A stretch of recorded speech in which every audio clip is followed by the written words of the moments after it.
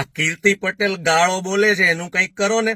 એમ મને ગમે ત્યારે કોઈ પણ માણસ એમ કે પિયુષભાઈ કીર્તિ પટેલ આટલી બધી ગાળો બોલે છે એને કોઈ કહેવા વાળું નથી. અરે પણ સોલાવાને તમારે એને કેવું છે એ ગાળો બોલે છે તો એમાં તમને વાંધો શું છે? અને કયો એવો દૂધે ધોયેલો કે દૂધે ધોયેલી છે કે જે ગાળ નથી બોલતી કે નથી બોલતો? ગાળ માણસ માત્ર બોલે છે.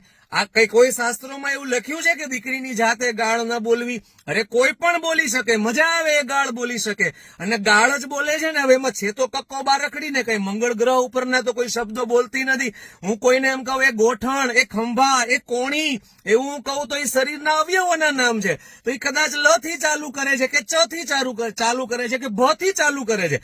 ફરક શું પડે એમાં? હાલી હું નીકળ્યા છો કીર્તિ પટેલની વાહે પડી જવાનું? એ ગાળ બોલે છે તેમાં કયું મહાપાપ કરે છે? નાકે બેઠા બેઠા સોસાયટીના ધારાસભ્યએ આપેલા લીસા બાંકડા ઉપર બેહીને તમે પુરુષની જાત આખા ગામની બેન દીકરીઓનો વહીવટ કરો છો. તમારા ને મારા સમાજની કે કુટુંબની દીકરી એ લગ્ન પહેલા આડા સંબંધો કે મિત્રતાના નામે કોઈની સાથે બેડ શેર કરી આવે છે, ફિઝિકલ ને શારીરિક સંબંધો બાંધી આવે છે. એનો વહીવટ આપણે કરવો જોઈએ. કયા સમાજમાં ચીટરના પેટનાઓ નથી? લુખ્ખાઓ, ચીટર, મર્ડર કરનારા ખૂનીઓ આપણા સમાજમાં, આપણા કુટુંબમાં, આપણી પેઢીમાં થયા હોય એનો આપણે વિરોધ કરવો જોઈએ.